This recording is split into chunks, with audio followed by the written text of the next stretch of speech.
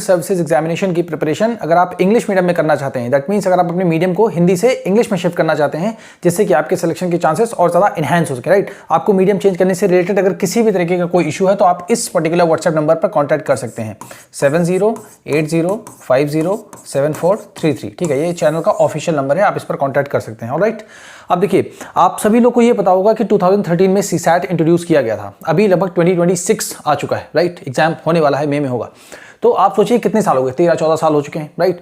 Hindi medium का result almost negligible के आसपास है। तो अगर आप हिंदी मीडियम से लगे हुए हैं और आपको पता है कि हमारे सिलेक्शन होने के चांसेस बहुत ज़्यादा कम है इस मीडियम से, तो आप अपने आप को सेंटर में रखिए, अपनी लाइफ को सेंटर में रखिए। आप सोचिए जो एनर्जी, जो यूथ, जो मनी, राइट, जो आप एफर्ट्स इसमें लगा रहे हैं उसका एंड रिजल्ट प्रॉबेबली मतलब संभवतः क्या हो सकता है, ये तो आपको सोचने की जरूरत है डेफिनेटली। ठीक है, उन सारी चीज़ों को सोचिए, समझिए।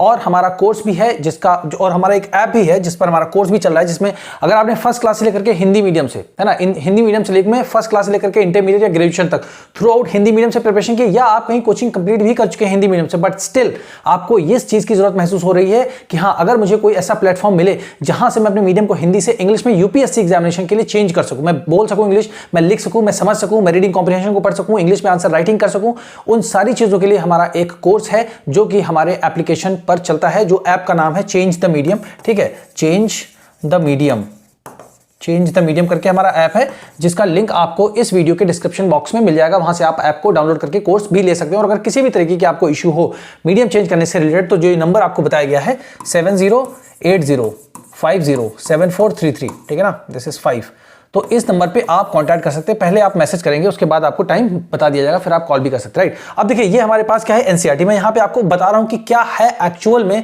कि जो लोग सुनते हैं समझते हैं कि ऐसे नहीं हो सकता, वैसे नहीं हो सकता, ग्रामर पढ़ना बहुत जरूरी है, वोकैबुलरी बहुत सारी आनी चाहिए, इतनी सारी वोकैबुलरी कैसे याद कर सकते हैं, राइट। बहुत सारी क्वेश्चन माइंड में आते हैं कि मैंने थ्रू आउट हिंदी मीडियम से पढ़ाई की, तो क्या मैं मीडियम चेंज कर सकता हूँ या चेंज कर सकती हूँ।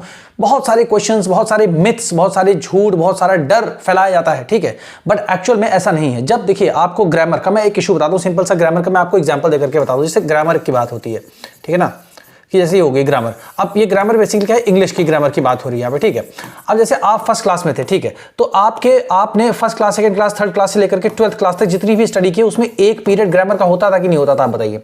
आप हिंदी मीडियम के स्टूडेंट हैं, ठीक है। अब अगर कोई इंग्लिश मीडियम का स्टूडेंट है तो उसने भी तो एक ही पीरियड ग्रामर का अपने फर्स्ट क्लास से लेकर के 12th क्लास तक में पढ़ाई की है उसने, है ना। तो grammar is not the issue, क्योंकि अगर उसने भी ग्रामर को स्टडी किया है, ठीक है, तो उसको तो इंग्लिश बोलना भी आता है, उसको इंग्लिश लिखना भी आता है, ठीक है ना, उसको इंग्लिश को रीड करना समझना भी आता है, राइट। तो उसके लिए तो इंग्लिश सब सही है, बट ग्रामर तो आपने भी पढ़ी, फिर आपको ये तीनों चीजें बोलना, लिखना और समझना क्यों नहीं आता है सही से।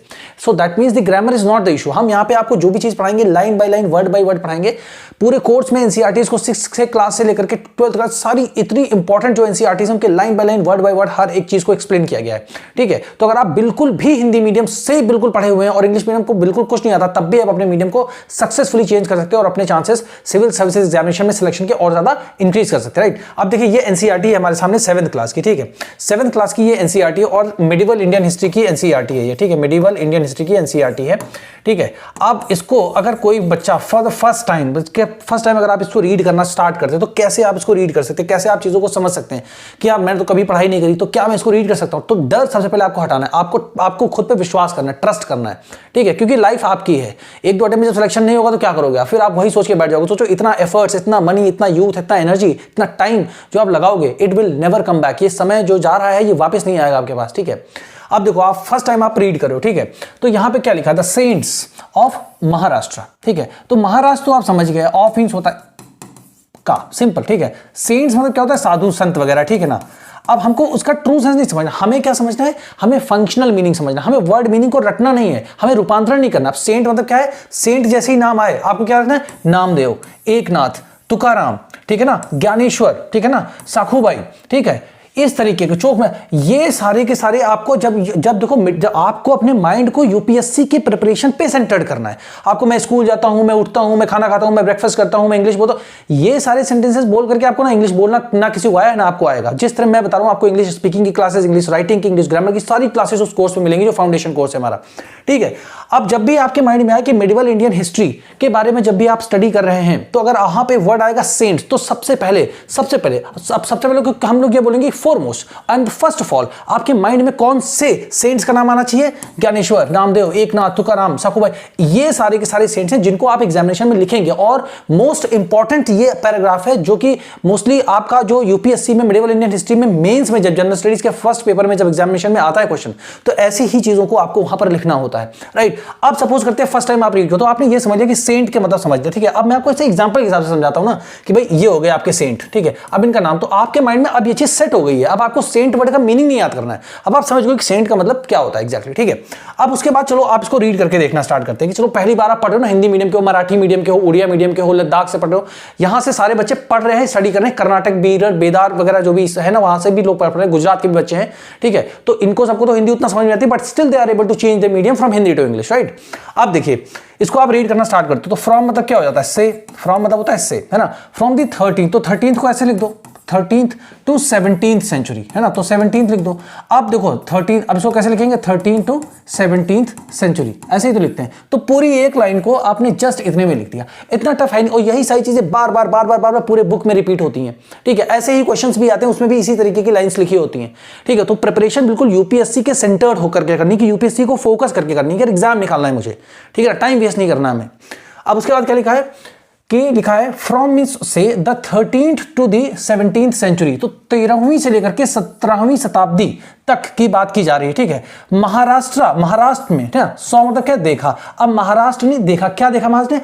अ great number of saint poets. तो सेंट बोलो या पोएट्स बोलो, पोएट्स मतलब हो गया कवि, संत मीन्स हो गया संत महात्मा, ऐसे टाइप के लोग, ठीक है। सूफी, शायर, इनको सबको भी आप मतलब एक जनरल सेंस में आपको वर्ड का मीनिंग समझना है, जिससे आपको उसकी अंडरस्टैंडिंग हो जाए, ठीक है। तो अब यहां पर क्या लिखा? Maharashtra saw a great number of, तो अ ग्रेट नंबर ऑफ मतलब क्या है? मेनी आगे लिख दो, मैं यहाँ पे मेनी मतलब क्या? कई। अब इसके आप लिख दो सेवरल, सेवरल भी सही है, कई, है ना। अब यहां पे करेगा अ ग्रेट नंबर ऑफ, ग्रेट हटा भी दोगे ना तो अ नंबर ऑफ, ठीक है ना। अब मेनी, अब लिख दोगे सेवरल या मेनी सेंट पोएट्स, तब भी सही है। और यही सारी चीजें रिप्लेस होकर के आपको जगह जगह पर मिलेंगी, बट इनका मीनिंग सबका सेम होता है, ठीक है। तो बहुत सारे वर्ड मीनिंग आपको याद करने की जरूरत है। और आप ये भी सोचो, जैसे मान लो आपको पूरी ग्रामर आ गई, तो आप यहाँ पे क्या डरोगे कि ये नाउन है, ये प्रॉपर नाउन है, ये वर्ड, ये वर्ब है, ये एडजेक्टिव है, ये हमारा प्रीपोजिशन है, ये कंजंक्शन है, ये ऐसा तो नहीं पढ़ोगे ना। जब आपको हिंदी आती है, मराठी आती है, तो आप कैसे पढ़ते हो चीजों को? आप जस्ट रीड करते हो एंड अंडरस्टैंड करते हो ना। तो ग्रामर, इसका मतलब देखो, अगर आपको हिंदी आती है तो क्या हिंदी की ग्रामर आपको आती है? नहीं आती है। तो क्यों इस छोटे से लॉजिक को आप समझ नहीं रहे हो? इसको रीड करिए, जब आपको समझ में आ रहा है तो ग्रामर इसी के साथ आपको पढ़ा दी जाएगी। जहां पर ग्रामर होगी वहां पर आपको पढ़ा दिया जाएगा। इससे अच्छा क्या हो सकता है कि आपका 6 महीने ग्रामर पढ़ोगे? भाई ग्रामर एक अलग चीज है ना, मतलब वो तो रूल्स एंड रेगुलेशन है कि इंग्लिश लैंग्वेज को लिखा कैसे जाए, पढ़ा कैसे जाए, बोला कैसे जाए, उसका उच्चारण कैसे किया जाए, है ना। रूल्स एंड रेगुलेशन से तो है, बट उन रूल्स एंड रेगुलेशन को आपको इतना नहीं पढ़ना, क्योंकि आप इंग्लिश के बारे में जानते हो। इस समय अगर मैं सपोज अगर मैं आपसे इंग्लिश में बोलना स्टार्ट करूं, suppose if I start speaking to you in English, मैं अगर आपसे इंग्लिश में बात करना स्टार्ट करूं, तो आप ये नहीं कहेंगे सर आप जापानीज बोल रहे हैं या आप मतलब जर्मन या फ्रेंच लैंग्वेज बोल रहे हैं, है ना। You will easily be able to understand that sir is speaking in English only, right, because you have heard it so many times, है ना। You have heard English so many times, right, so that your mind accepts this language, right. So इतनी मेहनत करनी ही नहीं, पहली बात आपको। अगर आपको इसके जो लेटर्स हैं ABCD यही नहीं आते, अगर मान लीजिए अगर ये लिख दिया गया A, ठीक है, A, अब आपसे बोला था व्हाट इज दिस, अगर आप इसको नहीं पहचान पाओ तब तो टफ है कि भाई जो लैंग्वेज आती है उसी में करेंगे भाई चेंज। जब आपको A to Z सब आता है, ये कुछ भी लिखा आपको पता है इंग्लिश में लिखा हुआ है ना। तो जब चीजें आपको पता है तो आपको मेहनत ऑलरेडी आपकी 50, 60, 70% है। जस्ट 30% का जो मेहनत है उसको बस आपको शार्पन करना है, उससे आपके मीडियम भी चेंज होगा और आप इंग्लिश मीडियम में सारी चीजों को पढ़ सकते हो, राइट। अब यहां पे क्या है कि 100 में से देखा मींस महाराष्ट्र में हुआ क्या, एक तरीके से डेवलपमेंट हुआ। वहां पर क्या हुआ कि 13th सेंचुरी लेकर के 17th सेंचुरी के बीच में बहुत सारे सेंट या पोएट्स जो है आए, है ना। 100 मतलब होता है देखा, महाराष्ट्र ने विटनेस किया। जैसे मान लीजिए कि हम लोगों ने क्या देखा, कोरोना का टाइम देखा, तो वी सॉ कोरोना, है ना। तो महाराष्ट्र की जगह लिख दो वी, है ना। यहां पर लिख दो 100 अ ग्रेट नंबर ऑफ पोएट्स, इसकी जगह लिख दो कोरोना। हम लोगों ने क्या देखा, कोरोना देखा, हम लोगों ने कोरोना को विटनेस किया, है ना। तो यही कहने का मतलब है कि Maharashtra saw a great number of saint poets, है ना। तो ग्रेट बहुत मतलब महान, यहाँ पे बहुत अच्छे क्वालिटी के, जिनके बारे में बहुत सारी चीजें लिखी गई जो एग्जामिनेशन में आती भी हैं, है ना, जिनके नाम पे बहुत सारी जयंती भी सेलिब्रेट की जाती हैं। अब यहाँ पे क्या लिखा, हुज। अब हुज मतलब क्या होता है, जिसका, तो इसको आप लिख लो ऐसे। अब यही सारी चीजें बार बार रिपीट होंगी, ठीक है ना। हुज सॉन्ग्स, अब देखो क्या है, पोएट्स जो है उनको या सेंट, इनके जो द्वारा गाए गए जो सॉन्ग्स हैं, जो गाने हैं ना, इन सिंपल मराठी लैंग्वेज है, मतलब शुद्ध जैसे मराठी लैंग्वेज होती है, तो शुद्ध मराठी लैंग्वेज में जो है कंटिन्यू मींस लगातार, टू इंस्पायर मतलब जो है, इंस्पायर मतलब क्या होता है, किसी को अगर आप किसी से प्रभावित होते हैं, है ना, अगर आप किसी से बहुत ज्यादा इंस्पायर हो जाते हैं कि ये वो काम करे, ये काम अच्छा है, तो आपको भी प्रेरणा मिलती है बेसिकली ना। तो क्या है, तो जो सिंपल मराठी सॉन्ग्स थे जो कि जो है मराठी सेंट पोएट्स के द्वारा गाए गए थे ना, वो कंटिन्यू टू इंस्पायर, वो लगातार लोगों को क्या प्रेरणा देते रहे, है ना, कंटिन्यू टू इंस्पायर, लगातार प्रेरणा देते रहे, है ना, इंस्पायर पीपल, लोगों को लगातार प्रेरणा देते रहे। अब यहां पे क्या है, अगला लाइन देखिए स्टार्ट होता है, द मोस्ट इंपॉर्टेंट मतलब सबसे महत्वपूर्ण। अब जैसे आपसे पूछा है कि सबसे महत्वपूर्ण चीज यूपीएससी के लिए क्या है, तो आप लोगे what is the most important thing for UPSC. तो ऐसे इन सारी चीजों को जब आप यूज करोगे ना, तब आपको इनका एक्चुअल में यूज बताएगा, आप इनको लिख भी पाओगे। तो क्या the most important among them, तो एमंग मतलब क्या है, जितने सॉन्ग गाए गए, है ना, जितने सॉन्ग गाए गए या जितने भी ये सेंट या महात्मा थे, है ना, या जो जितने भी पोएट्स थे, उनमें से क्या है, the most important among them, इन सब में सबसे ज्यादा इंपॉर्टेंट कौन था, वर मतलब थे, कौन थे, ध्यानेश्वर, जिनको हम क्या बोलते हैं, ज्ञानेश्वर के नाम से जानते हैं। अब ये थे, फिर नामदेव थे, एकनाथ थे एंड तुकाराम थे, as well as women like Shankhubai and the family of the Chokha Mela. ठीक है, तो ये सारे लोग क्या है, Shakhubai and the family of the Chokha Mela, Tukaram हो गए, एकनाथ हो गए, नामदेव हो गए, ज्ञानेश्वर हो गए, ये सारे के सारे लोग बहुत ज्यादा इंपॉर्टेंट थे। तो इनका सबका आप नोट्स बना सकते हो, है ना, कि आप ऐसे लिख सकते हो, द मोस्ट इंपॉर्टेंट, है ना, the most important saint poets of 13th to 17th century, bracket में लिखोगे महाराष्ट्र, डैश लगाओगे ऐसे करके, और इनका सबका नाम लिख लोगे ऐसे ऐसे करके। ठीक है, इस तरीके से आपको नोट्स बनाना है। अब जब आपने अब अगर आपने यहां से यहां तक का नोट्स बना लिया, अब देखो सबसे इंपॉर्टेंट बात क्या है कि जो एग्जामिनेशन में क्वेश्चन जब आते हैं क्या आते हैं कि हु, अब हु मतलब क्या है, जो, अब जो किसके लिए आया, शाखूबाई के लिए आया, द फैमिली ऑफ चोखमेला के लिए आया, तुकाराम के लिए, एकनाथ के लिए, नामदेव के लिए, ज्ञानेश्वर, इन सबके लिए क्या है, जो। तो जो बिलोंग टू मतलब संबंधित थे, किससे थे, अनटचेबल मतलब जिन लोगों को छुआ नहीं जाता था, अछूत जो थे, जिनको क्या बोलते हैं, महार कास्ट से बिलोंग करते थे, से संबंधित थे। ठीक है, अब यहां तक इसको रखते हैं। अब जैसे आपको ये सारी चीजें आ गई, तो अब आपने इनका नोट, जैसे मैंने आपको जो भी समझाया उसका नोट्स आपने बना लिया। ठीक है, अब जब नोट्स बना लिया तो आपके माइंड में कुछ ना कुछ तो रहेगा ना, कि most important saint from 13th to 17th century, from Maharashtra, Tukaram, Eknath, है ना, शंखुभाई, ज्ञानेश्वर, ऐसे करके। तो देखो ये सारे वर्ड्स ही तो हैं, और यही आप हिंदी में रखते हो, बट लिखते हो तो आपके नंबर इंग्लिश में आते हैं, सिलेक्शन इंग्लिश में होता है भाई, 1000 सीट्स आती हैं, 960, 970, 980 लोग इंग्लिश मीडियम से होते हैं। तो हिंदी मीडियम का कोई भी स्टूडेंट ऐसा तो है नहीं कि वो पढ़ाई नहीं करता होगा। ठीक है, पढ़ाई तो सभी सारे बच्चे करते हैं, जितनी जिसकी बुद्धि है सब लगाते हैं कि भाई मेरा सिलेक्शन हो, मेरा टाइम वेस्ट ना हो, मेरी एनर्जी जो भी यूथ में लगा रहा हूँ, एफर्ट लगा रहा हूँ, उसका एक रिजल्ट निकले। बट फिर भी सिलेक्शन नहीं हो रहा है, क्या हो जाएगा। तो 13, 14, 15 साल होने को आए हैं, 2030 में सीट आया था।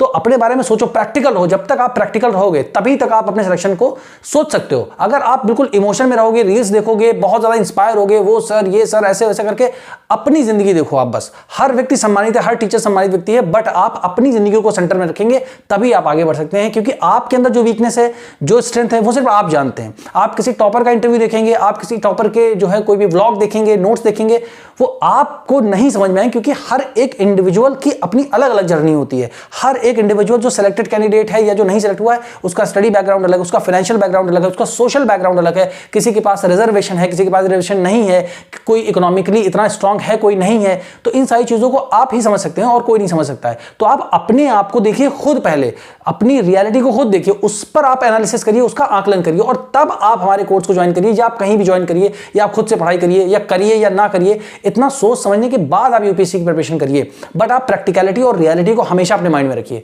अब जब ये सारी चीजें आपने रख ली, अब आपको बोलना कैसे है, देखिए बोल भी सकते हो। देखो यहाँ पे कोई ऐसा ग्रामर आया जो कि आपको लग रहा हो बहुत बड़ी बात है। मोस्टली बच्चे क्या समझते हैं ग्रामर को, विल लगा हो, है ना, या ऐसे लगा हो, हैव लगा हो, हैव ऐसे हैव बीन लगा हो, शुड लिखा हो, है ना, शुड हैव बीन लिखा हो, ठीक है, इस तरह लिखा हो, अगर मान लो कुड लिखा हो, तो इन्हीं को जनरली जो बच्चे हैं वो क्या समझते हैं कि यही जो है इंग्लिश है, यही ग्रामर है एक्चुअल में। बट आप इन चीज आप अब यहां बताइए, कोई ऐसी चीज है नहीं है।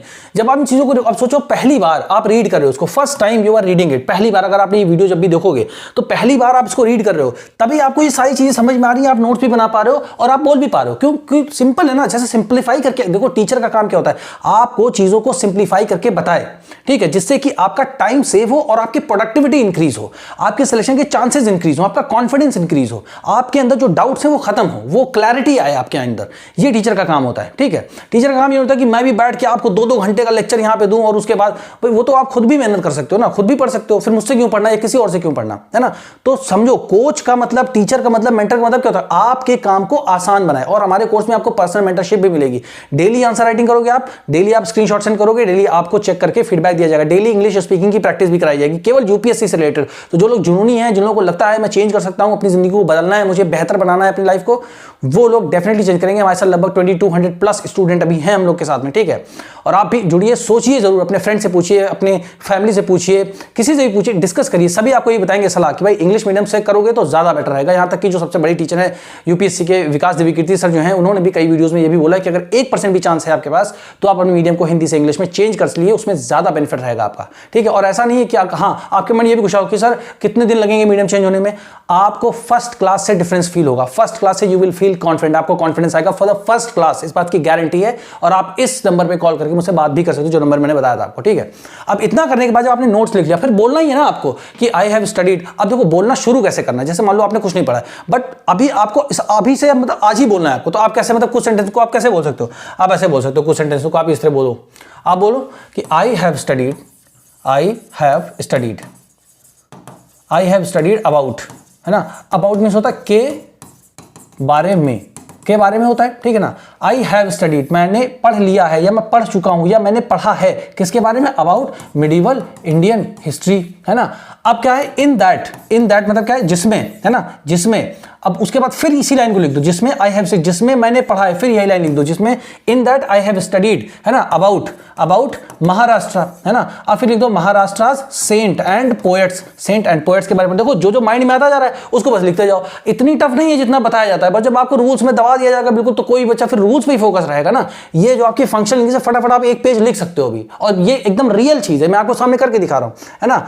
अब उसमें क्या बोल सकते हो, एमंग देम। अब एमंग मतलब इनमें से सबसे ज्यादा, है ना, सबसे इंपॉर्टेंट को, तो एमंग देम। अब देखो बताया था मैं, द मोस्ट इंपॉर्टेंट वंस, है ना, among them the most important ones. अब नाम लिख दो, तुकाराम लिख दो, एकनाथ लिख दो, है ना, शंकुबाई लिख दो, ठीक है। ऐसे करके आप लिख सकते हो। दे बिलोंग टू, है ना, अब ये किस जाति से संबंधित है, दे बिलोंग टू अनटचेबल्स, है ना। अब कौन से, महार कास्ट है। तो इस तरीके से आप देखो, इतने कीवर्ड आपके पास आ गए, आप लिख सकते हो। अब जब आप ये सब लिख करके स्क्रीनशॉट सेंड करोगे, तो उसके बीच में जो भी खामियां होंगी कि यहां पर आप ये लगाई वो लगाई, तो जब आपको इधर से फीडबैक दिया जाएगा, आप उन चीजों को करेक्ट करोगे, तो नेक्स्ट टाइम आपको गलती तो दैट मींस आप आगे बढ़ रहे हो, है ना। तो फर्स्ट क्लास से अगर आप इस तरीके का डेवलपमेंट और प्रोग्रेस अपने अंदर देख सकते हो, तो डेफिनेटली आपका सिलेक्शन के चांसेस क्यों नहीं इंक्रीज हो सकते। भाई सीसैट अगर आप पढ़ोगे, अब से मान लो यही पैराग्राफ आ गया, ठीक है, ये पैराग्राफ जो लिखा हुआ है यहाँ पे, ये पैराग्राफ मान लो आ गया, ठीक है, मिडिवल इंडियन हिस्ट्री का ये पैराग्राफ उठ करके आ गया। भाई वहीं से आते ना, the Hindu, the Indian express, ये सारे न्यूज़पेपर तो बच्चे पढ़ते ही नहीं हिंदी मीडियम के। भाई जो सबसे बेस्ट स्टडी मटेरियल है वो पढ़ोगे नहीं आप, तो समझोगे कैसे।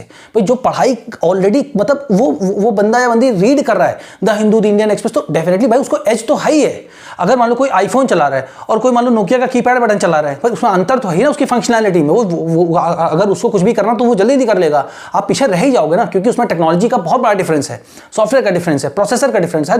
तो भाई यहां पर भी क्या, जब सबसे इंपॉर्टेंट स्टडी मटेरियल आप पढ़ोगे ही नहीं, तो क्या सोच रहे हो आप, किस भावना में जीतो। तो जो सपनों की दुनिया में हो, भाई बाहर आ जाओ वहां से, ठीक है। आप देख रहे हो कितने लोग ईडब्ल्यूएस का फर्जी सर्टिफिकेट लगा रहे हैं, तो जिनको आप भगवान ये सब कुछ मान करके बैठे हो कि आपने उन्होंने देखा, आप, मैं आपको लिख के दे रहा हूं, जितने भी टॉपर हैं आप सबका देखिए, सबका वीडियो देखिए, सबका इंटरव्यू देखिए, और देखिए किसी की बात में कोई सिमिलैरिटी है आप देखना, फिर बताना मुझे को, कमेंट बॉक्स खुला है, लिखो, मैसेज है, मैसेज कर सकते हो, बता सकते हो, ठीक है। कोई झूठ नहीं, सब एकदम पब्लिक प्लेटफॉर्म पे मैं आपको सामने बोल रहा हूं। यूपीएससी की रिपोर्ट होती है हर साल, जो यूपीएससी के चेयरमैन साहब होते हैं वो प्रेसिडेंट ऑफ इंडिया को रिपोर्ट सबमिट करते हैं, एनुअल रिपोर्ट यूपीएससी की सबमिट करते हैं। उसमें बताते हैं कितने लोग हिंदी मीडियम से हुए, कितने मराठी से, कितने इंग्लिश मीडियम से, कितने तेलुगु, कितने कन्नड़, कितने मलयालम, कितने उड़िया मीडियम से लोग हुए, क्या एज ब्रैकेट रहा है, 25 से 26 साल के बीच में ज्यादा लोग हुए, कितने अटेम्प्ट में हुए, एवरेज अटेम्प्ट क्या रहा, 4 अटेम्प्ट में हुए, सब लोग 5 अटेम्प्ट में हुए, कितने डॉक्टर हैं, कितने इंजीनियर हैं, ठीक है। ये सारी चीजें बताई जाती हैं, कितने एससीज हैं, कितने एसटीज हैं, कैंडिडेट हैं, कौन से रिपीटेड कैंडिडेट, सब कुछ बताया जाता है। उसी रिपोर्ट में ये भी पब्लिश होता है कि हिंदी मीडियम का परसेंटेज का सिलेक्शन क्या है, 2%, 1%, 3%, कोई सिलेक्शन का रेशियो है,